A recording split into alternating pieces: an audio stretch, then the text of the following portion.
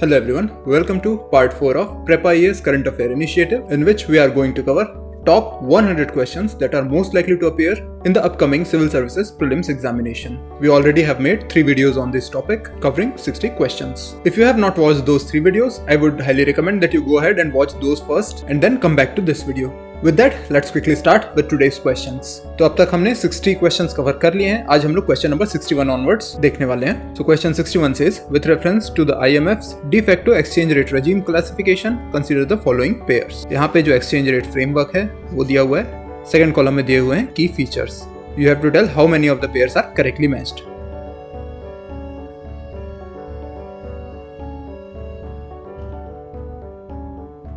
चलिए तो इसको सॉल्व कर लेते हैं. ये जो पहला वाला पेयर है क्रॉलिंग पैग वाला, ये न्यूज में था क्योंकि आईएमएफ ने अब इंडिया का स्टेटस अपडेट करके कर दिया है क्रॉलिंग पैग. और यहाँ पे जो इसकी डिस्क्रिप्शन दी हुई है वो करेक्ट डिस्क्रिप्शन है. That the central rate is periodically adjusted in small steps often linked to inflation differentials. India इसे ही फॉलो करता है. So pair 1 is correctly matched. इसके बाद के जो तीनों पेयर हैं वो इनकरेक्टली मैच्ड हैं. Hence the answer is A, only 1 pair. इसका एक्सप्लेनेशन देख लेते हैं तो आपको बाकी पेयर्स भी क्लियर हो जाएंगे. देखिए, जब इंडिपेंडेंट फ्लोटिंग रजीम की बात की जाती है तो यहाँ पे एक्सचेंज रेट है वो मार्केट फोर्सेस के द्वारा डिटरमाइन होता है. तो यहाँ पे कोई भी अनाउंस्ड रेंज पहले से नहीं होती है बाय द सेंट्रल बैंक, इसलिए ये पेयर इनकरेक्ट था. फिर जो थर्ड पेयर था करेंसी बोर्ड का, यहाँ पे होते हैं legally fixed exchange rates with full foreign asset banking, यानी यहाँ पे मार्केट फोर्सेस के बेसिस में डिटर्मिनेशन नहीं होता है, इसलिए पेयर 3 भी इनकरेक्ट है. फिर जो पेयर 4 है वो था मैनेज्ड फ्लोट के बारे में. तो जैसे नाम से ही क्लियर है कि यहाँ पे कुछ भी फिक्स नहीं होगा और जो सेंट्रल बैंक है वो इंटरवीन करेगी based on its own judgement and the macro economic conditions. तो पेयर 4 भी करेक्टली मैच्ड नहीं था. Hence the answer is A, only 1 pair is correctly matched. अब आ जाते हैं नेक्स्ट क्वेश्चन में. तो पॉलीगैमी न्यूज में थी क्योंकि असम ने एक नया एक्ट एनेक्ट कर दिया है जिसका नाम है Assam prohibition of polygamy bill 2025. And with this, it has become the second state after Uttarakhand to introduce a statutory ban on polygamy. तो polygamy पे 2 statements दिए हुए हैं. You have to answer the question.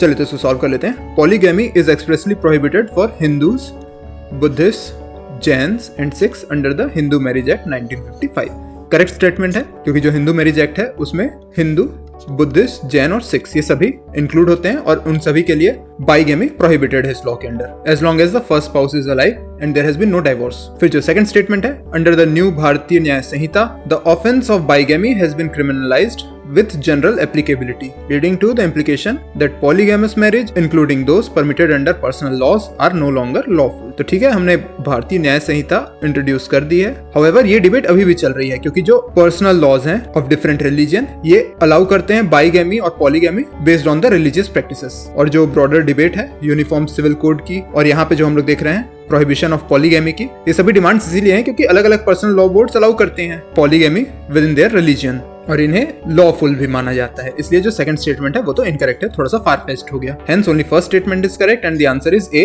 1 only. चलिए let's take a look at the explanation. यहाँ पे इस चीज को याद रखिएगा कि जो उत्तराखंड है वो फर्स्ट स्टेट था और असम बन गया है second state to ban polygamy. चलिए अब आ जाते हैं नेक्स्ट क्वेश्चन में. जो नेक्स्ट क्वेश्चन है वो अर्बनाइजेशन के बारे में. Read this and try to answer the question.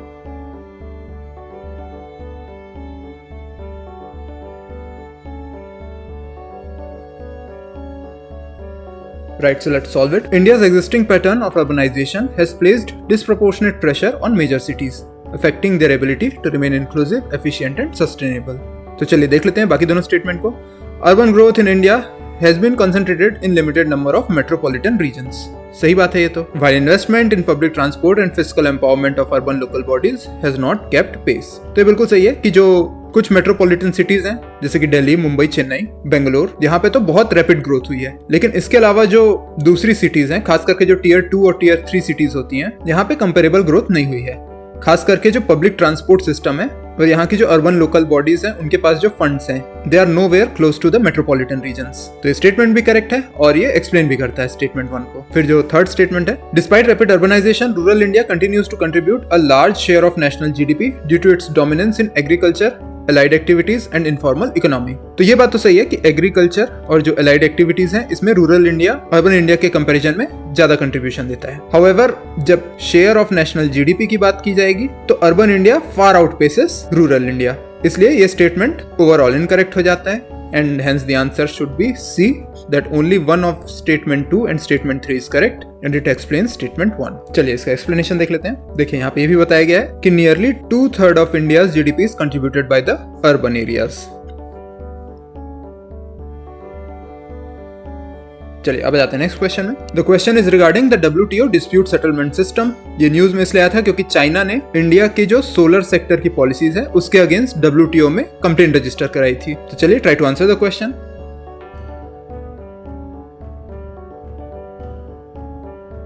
चलिए दोस्तों सॉल्व कर लेते हैं। The WTO dispute settlement system is compulsory for all WTO members. तो ये स्टेटमेंट करेक्ट है कि ये कंपल्सरी भी होता है, प्लस अगर एक बार इनकी प्रोसीडिंग शुरू हो गई है तो कोई मेंबर इससे फिर ऑप्ट आउट भी नहीं कर सकता, तो ये कंपलसरी है। फिर जो सेकंड स्टेटमेंट है कि the order passed by the WTO dispute settlement system are legally binding and can be appealed only before the international court of justice. तो इसमें दो एलिमेंट्स आ गए। एक तो आता है कि क्या ये लीगली बाइंडिंग है, तो ये स्टेटमेंट सही है कि ये लीगली बाइंडिंग है, the order passed by WTO dispute settlement system. लेकिन जो सेकंड पार्ट है कि it can only be appealed before the international court of justice, ये वाला पार्ट गलत है, क्योंकि इन ऑर्डर्स को अगर आपको अपील करनी है then the appellate authority has to be a WTO authority. ठीक है, इसको आप WTO के फ्रेमवर्क से बाहर जाके किसी थर्ड पार्टी जैसे कि इंटरनेशनल कोर्ट ऑफ जस्टिस के पास अपील नहीं कर सकते हैं। Hence statement 2 is incorrect, statement 1 is correct, answer is A, 1 only. Take a look at the explanation. चलिए अब आ जाते हैं नेक्स्ट क्वेश्चन में। So the next question is about the Pradhan Mantri Gram Sadak Yojana. Read the statements and try to answer the question.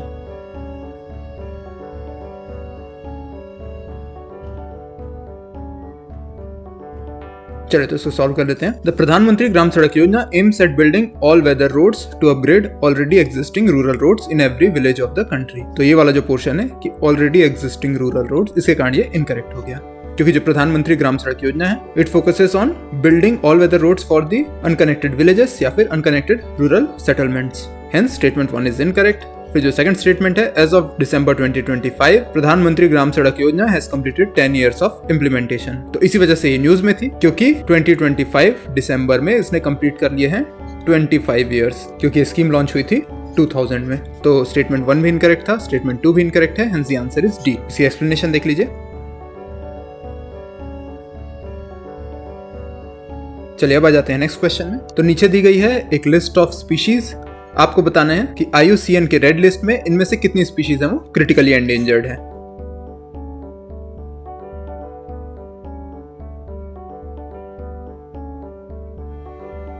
तो एक अच्छा question है आपके लिए जो क्रिटिकली एंडेंजर्ड स्पीशीज है उनको याद रखने के लिए। तो शुरू के जो 4 स्पीशीज हैं, ग्रेट इंडियन बस्टर्ड, घड़ियाल, red headed vulture and white rumped vulture, ये चारों के चारों हैं क्रिटिकली एंडेंजर्ड। फिर जो नीचे की 3 स्पीशीज हैं, जिसमें से बंगाल टाइगर आपको पता होगा कि एंडेंजर्ड है, एशियाटिक लायन है ये एंडेंजर्ड है, और जो स्नो लेपर्ड है वो है vulnerable. So the answer is only 4, so C is the correct answer. एक बार इस लिस्ट को भी देख लीजिए।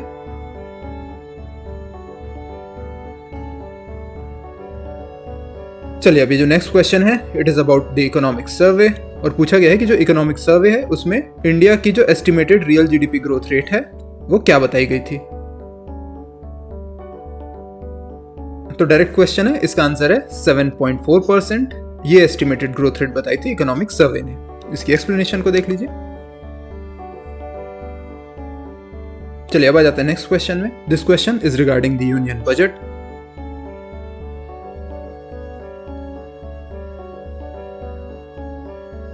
चलिए तो सॉल्व कर लेते हैं। The finance bill which forms a part of the annual financial statement under article 112 is certified as a money bill. तो आपको पता है कि जब मनी बिल की बात करते हैं तो इसमें आता है आर्टिकल 110, जबकि यहाँ पे आर्टिकल 112 की बात हो रही है, इसलिए हो सकता है आप इसको इनकरेक्ट मार्क कर दें।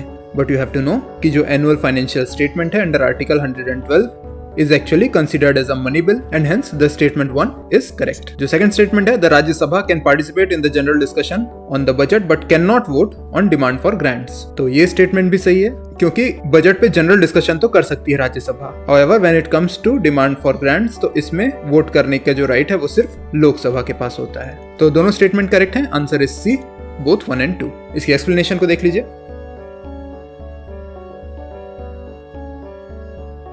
देख लीजिए यहाँ पे आर्टिकल 113 मेंशन भी है, because it is the article that allows general discussion on budget in both houses. However, the voting right on demand for grants is exclusively reserved for the Lok Sabha. चलिए अब आ जाते हैं next question में। The next question is about MSMEs and their role in the union budget.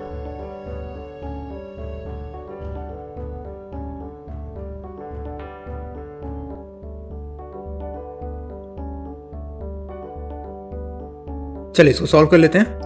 Under the current classification, medium enterprises are defined by investment up to rupees 50 crore and annual turnover up to rupees 250 crore। ये जो criteria दिए हुए हैं ये older criteria थे, बाद में इनको अपडेट कर लिया गया है। अभी जब मीडियम एंटरप्राइजेस की बात होती है तो उनका इन्वेस्टमेंट लिमिट बढ़ा के कर दी है 125 करोड़, जबकि जो उनका टर्नओवर है वो हो सकता है अप टू 500 करोड़।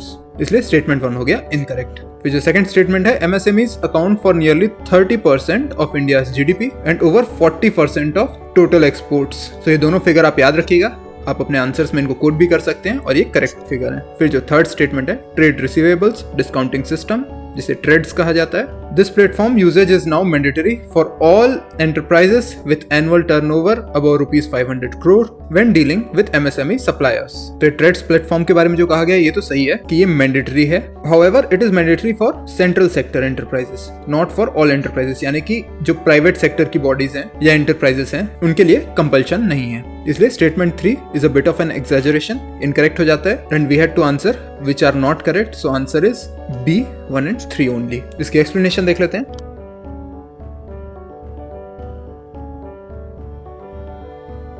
चलिए अब आ जाते हैं नेक्स्ट क्वेश्चन में। The next question is about end of life vehicles. Read the statements and try to answer the question.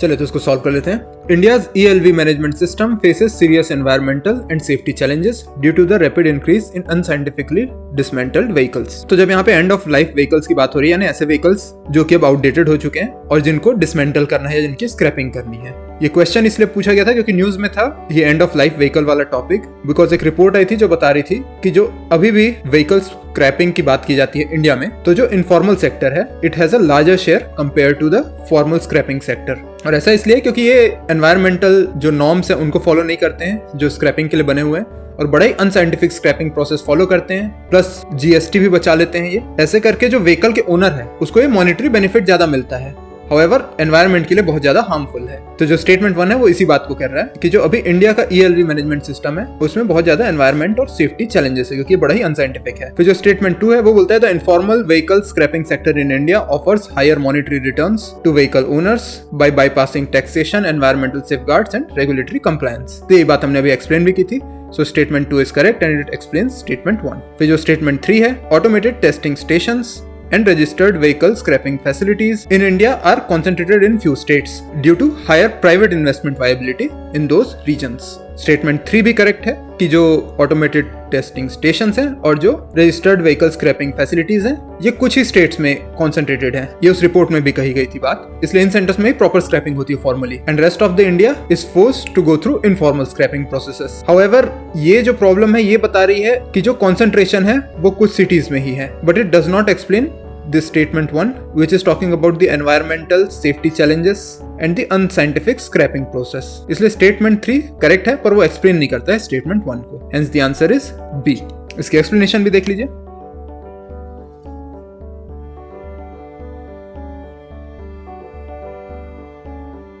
चलिए अब आ जाते हैं नेक्स्ट क्वेश्चन में। तो आपको पता होगा कि केरला को केरलम रीनेम करने के लिए यूनियन कैबिनेट ने अप्रूवल दे दिया था और इसी से रिलेटेड एक क्वेश्चन है, ट्राई टू आंसर इट।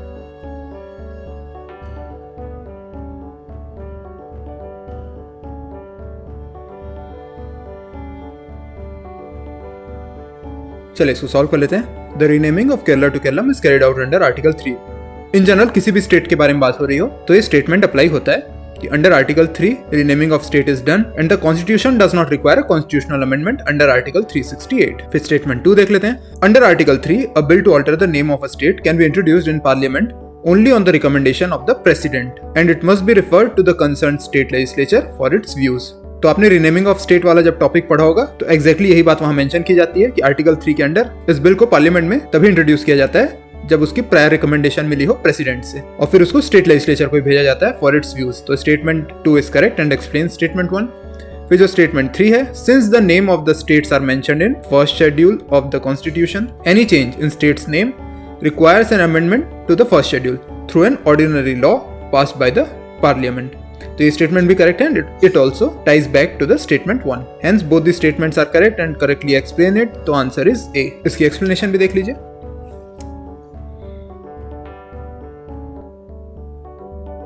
चलिए let's move on to the next question. The next question is about the 16th Finance Commission.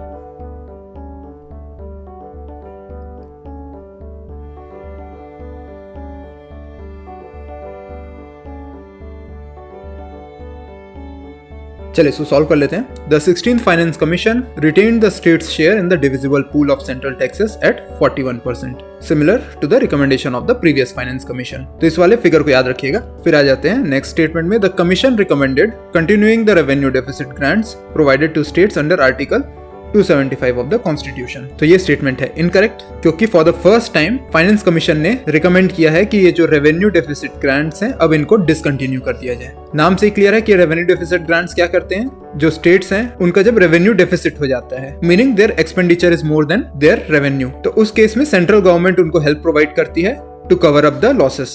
लेकिन जो रिसेंट फाइनेंस कमीशन की रिकमेंडेशन है उसमें उन्होंने इसको डिसकंटिन्यू करने के लिए एडवाइस किया है गवर्नमेंट को। फिर जो स्टेटमेंट 3 है, the commission recommended that all सेसेस and surcharges collected by the union government should be included in the divisible pool of taxes shared with the states. तो ये एक बहुत बड़ी कंट्रोवर्सी है, क्योंकि स्टेट्स चाहते हैं कि जो सेस और सरचार्ज है वो शेयर हो स्टेट्स के साथ, लेकिन ये सिर्फ सेंटर के पास रहता है and it is not in the divisible pool. तो स्टेटमेंट 3 भी इसलिए इनकरेक्ट हो जाता है। Hence the answer is D, neither statement 1 nor statement 2 is correct. चलिए इसका एक्सप्लेनेशन देख लेते हैं। Let's move on to the next question. The next question is about personality rights in India. You have to tell the personality rights in India are derived from which of the following constitutional articles. तो चलिए इसका answer देख लेते हैं। The correct answer is C, Article 21, right to life and personal liberty. इसकी explanation देख लीजिए।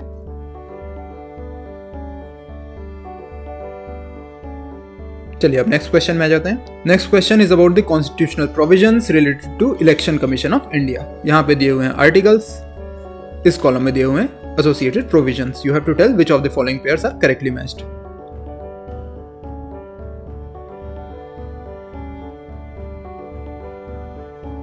चलिए तो इसको सॉल्व कर लेते हैं। Article 324 is about superintendence direction and control of elections including revision of electoral rules. This is correct. फिर जो आर्टिकल 325 है, it is about prohibition of discrimination in voter registration on ground such as religion, race, caste और sex. तो ये भी correct है। फिर जो आर्टिकल 326 है, it is about universal adult franchise कि every citizen of India who is above 18 years of age is eligible to vote in elections. तो इसलिए ये पेयर इनकरेक्ट हो गया। फिर जो पेयर 4 है, आर्टिकल 327, ये पेयर भी इनकरेक्ट है, क्योंकि जो डिस्क्रिप्शन दी हुई है ये दी हुई है आर्टिकल 328 की। तो first and second are correct. Answer is B, only 2 pairs. इसका एक्सप्लेनेशन देख लेते हैं तो आपको और क्लियर हो जाएगा। तो देखिए आर्टिकल 324 है, ये इलेक्शन कमीशन ऑफ इंडिया को अथॉराइज करता है with the power of superintendence, direction, control of elections to parliament, state legislature and office of president and vice president. फिर आर्टिकल 325 हमने देख लिया था, 326 हमने बता दिया कि ये रिलेट करता है यूनिवर्सल एडल्ट फ्रेंचाइज से। फिर जो आर्टिकल 327 है, it authorizes parliament to make laws relating to elections including the preparation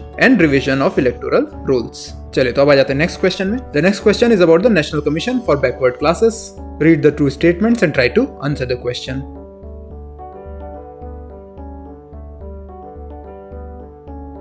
चलिए तो इसको सॉल्व कर लेते हैं। The national commission for backward classes is a constitutional body. Correct statement है, क्योंकि आर्टिकल 338B इसे कॉन्स्टिट्यूशन में इंसर्ट किया गया था, और 102nd जो कॉन्स्टिट्यूशनल अमेंडमेंट एक्ट है, it was responsible for inserting this article into the constitution. तो एक कॉन्स्टिट्यूशनल बॉडी है। फिर जो सेकंड स्टेटमेंट है, the chairperson of the national commission for backward classes must necessarily belong to the other backward classes category. तो ये statement incorrect है, क्योंकि कहीं भी इस आर्टिकल में नहीं लिखा हुआ है कि the chairperson should belong to the OBC category. However in practice जो चेयरपर्सन है वो ओबीसी कैटेगरी से ही आते हैं, लेकिन ये कहीं भी लीगली रिक्वायर्ड नहीं है दैट ही और she must belong to this category. So the answer is A, 1 only. इसकी एक्सप्लेनेशन भी देख लीजिए।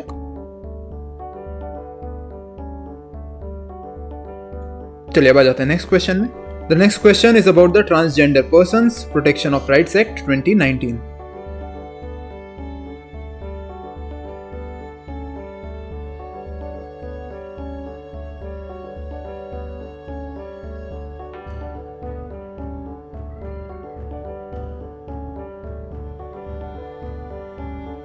तो ये क्वेश्चन इसलिए पूछा गया था because the government is trying to amend this transgender persons act of 2019, और गवर्नमेंट चाहिए कि कुछ प्रोविजंस हैं वो चेंज किए जाएं। तो इस वजह से ये टॉपिक इंपॉर्टेंट हो जाता है। You should go through this act once again. The act was enacted in the backdrop of the supreme court judgment in NALSA versus union of India.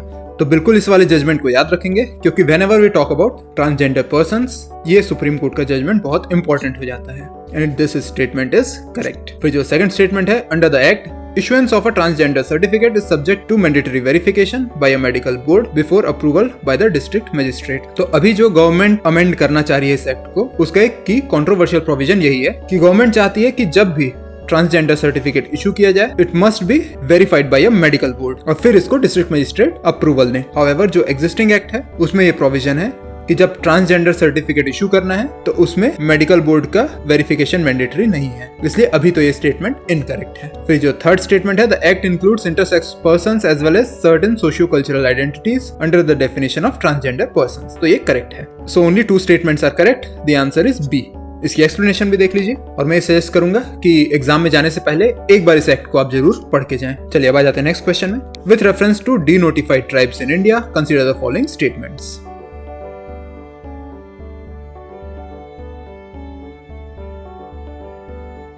चलिए तो इसको सॉल्व कर लेते हैं। The denotified tribes were originally notified as criminal tribes under the criminal tribes act of 1871 during the British rule. तो ये correct description है, क्योंकि ये जो क्रिमिनल ट्राइब्स एक्ट था 1871 का, इसने कुछ कम्युनिटीज को क्रिमिनल ट्राइब्स डिस्क्राइब किया हुआ था। 1952 में आजादी के बाद इस लॉ को डिलीट कर दिया गया और ये जो tribes थी which were notified as criminal tribes were denotified, hence the name denotified tribes। तो statement 1 is correct और जो statement 2 है it corresponds to the description that I just gave, तो ये statement भी correct है। फिर जो statement 3 है कि all denotified tribes are presently included under scheduled tribes category and receive reservation benefits accordingly। So it is a bit of an exaggeration, क्योंकि ये जो डीनोटिफाइड ट्राइब्स हैं इनको अलग अलग स्टेट्स में अलग अलग कैटेगरी में डिवाइड किया गया है। कहीं इनको एससी में इंक्लूड किया गया है, कहीं एसटी में इंक्लूड किया गया है, कहीं ओबीसीज में इंक्लूड किया गया है। ये ट्राइब्स भी इसीलिए न्यूज में थी क्योंकि ये अपने लिए एसटी स्टेटस डिमांड कर रही हैं irrespective of the states they reside in. तो आपको ये पता होना चाहिए टॉपिक। तो statement 1 is correct, statement 2 is correct, answer is B, only 2. The next question is about powers of governors and the president in granting assent to state bills. तो last year ये topic लगातार news में बना हुआ था, so it is very much possible that a question can be seen from this topic. So please read this once again and ensure that your concepts related to this topic are very clear. चलिए try to solve this question.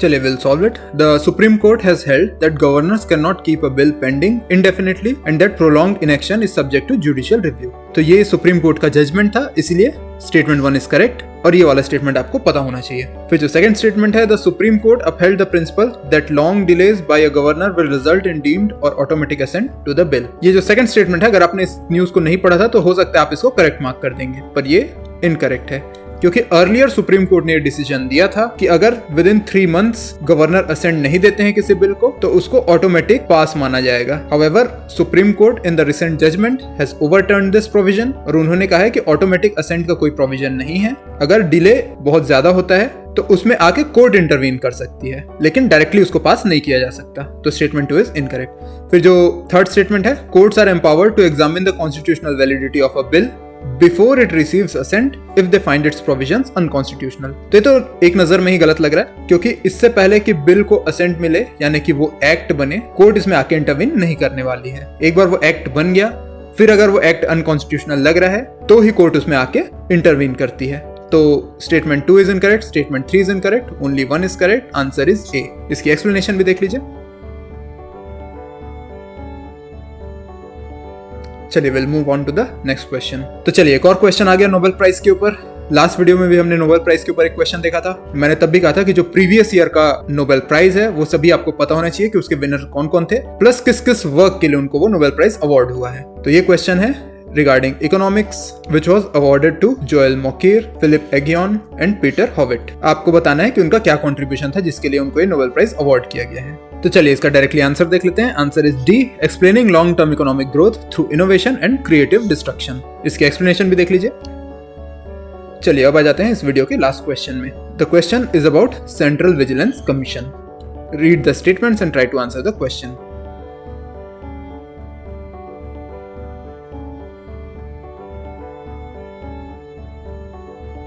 चलिए तो इसको solve कर लेते हैं। The central vigilance commission is a constitutional body responsible for promoting integrity, transparency and accountability in public administration, for preventing corruption in central government organizations.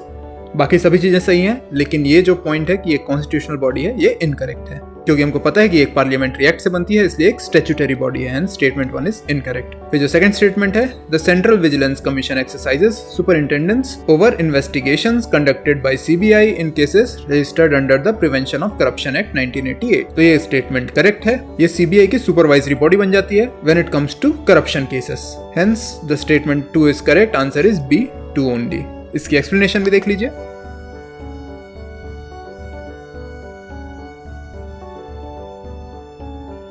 Okay, so that were all the questions in this video. Till now we have covered 80 questions out of the 100 question initiative. So I will see you again with the last part of this initiative covering the final 20 questions. Till then, take care.